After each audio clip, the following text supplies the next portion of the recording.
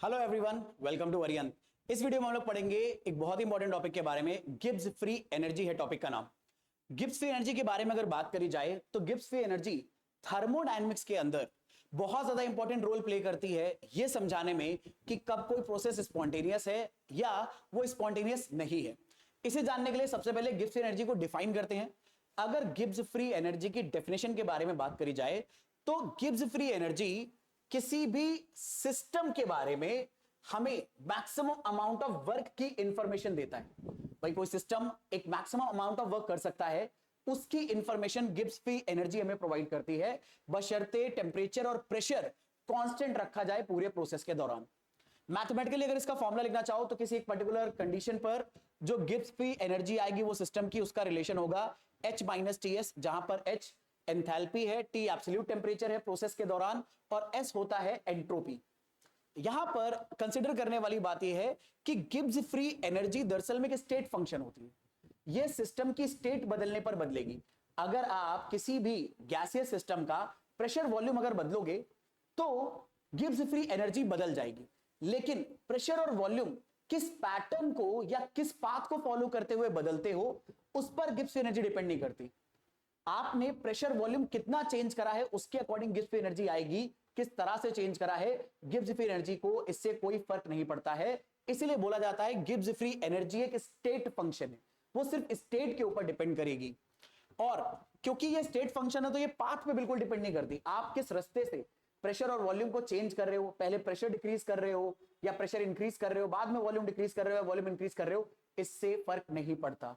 कौन से दो कंडीशन के बीच में आपने प्रेशर और वॉल्यूम को चेंज करा, इसी के अकॉर्डिंग गिब्स एनर्जी आएगी। और चेंज इन गिब्स एनर्जी अगर हमें निकालनी है तो उसका फॉर्मूला बनता है delta G is equal to delta H minus T delta S।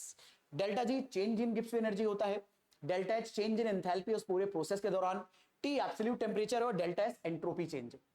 Gibbs free energy के बारे में अगली जो बहुत इंपॉर्टेंट बात याद रखनी है, ये एक एक्सटेंसिव प्रॉपर्टी है, अमाउंट के ऊपर डिपेंड करती है। अगर रिएक्शन करने वाले प्रोसेस का या जिस प्रोसेस के बारे में हम बात कर रहे हैं उसका सिस्टम का अगर अमाउंट बदल दोगे तो गिब्स फ्री एनर्जी की वैल्यू बदल जाएगी। एक्सटेंसिव प्रॉपर्टी का यह मतलब है, अगर आपने सिस्टम का अमाउंट बदल दिया तो गिब्स फ्री एनर्जी चेंज हो सकती है।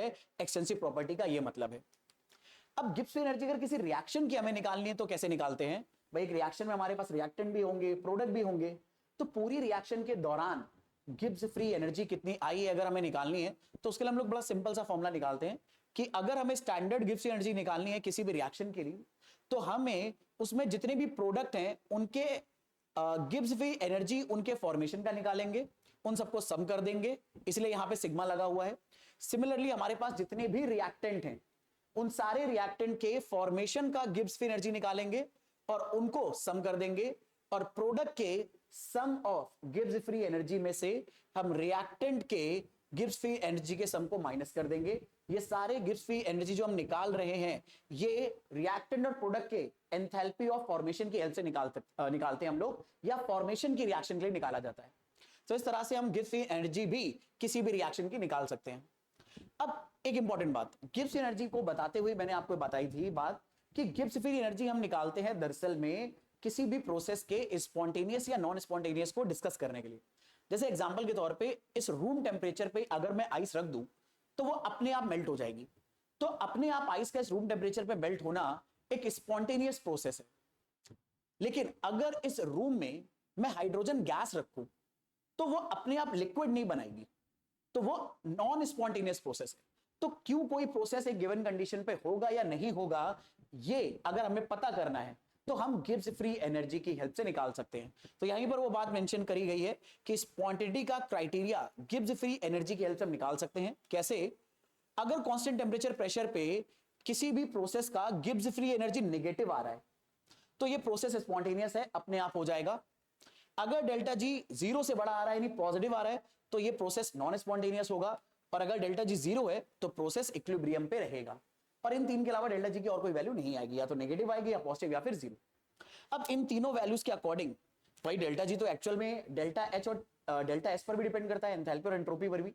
तो एंथैल्पी और एंट्रोपी की हेल्प से हम कैसे पता कर सकते हैं कि गिब्स फ्री एनर्जी हमेशा नेगेटिव होगी या हमें जज करना पड़ेगा? तो उसके लिए एक चार्ट है बहुत आपके काम का।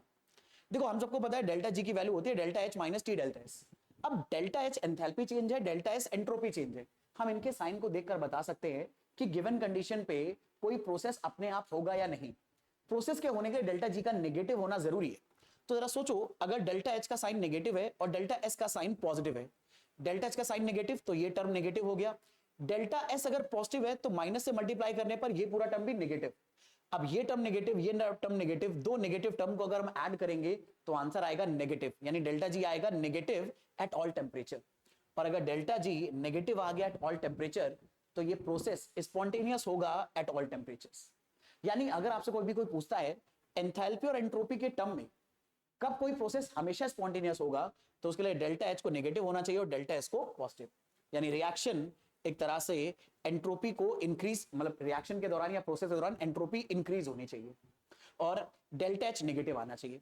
लेकिन अगर ऐसा ना हो, दोनों नेगेटिव हो जाए, तब क्या होगा भाई, डेल्टा एच नेगेटिव, लेकिन अगर डेल्टा एस नेगेटिव आपने लिया तो माइनस माइनस मल्टीप्लाई होगा, रिजल्ट आ जाएगा पॉजिटिव।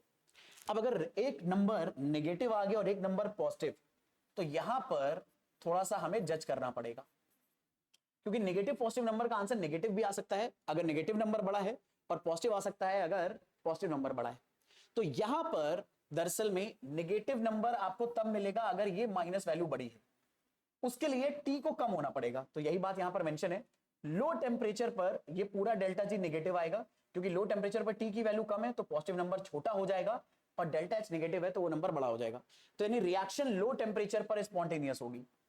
लेकिन अगर दोनों नेगेटिव हैं, अगर दोनों नेगेटिव और टेम्परेचर ज्यादा है, तो टेम्परेचर अगर ज्यादा हुआ तो ये टर्म डोमिनेट करेगा और ये पॉजिटिव हो जाएगा, और अगर ये पॉजिटिव हो गया तो इन दोनों को सम करने पर, एक पॉजिटिव एक नेगेटिव नंबर को सम करने पर पॉजिटिव आंसर आएगा अगर पॉजिटिव वैल्यू बड़ी है।